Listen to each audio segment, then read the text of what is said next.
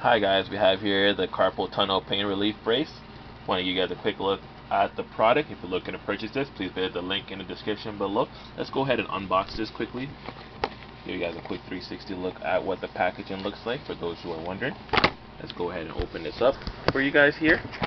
For those who are familiar with carpal tunnel, it can be really painful, so it's just a quick instrument that you use.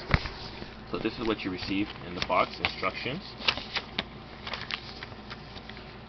basic directions, and you have the mobility device, which can be used for any left or right-handed, doesn't really matter.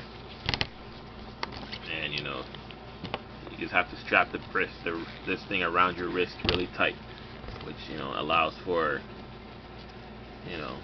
the easing of the pain. So if you're looking to purchase this or any of the products, please visit the link in the description in the description below. That's pretty much it you receive in this product. Some people do recommend it, some don't, so it's up to each individual. But if you're looking for something, this is the regular size, as you can see, wrist up to 8 inches. So thanks for watching, guys. Please subscribe to our channel. Have a great day.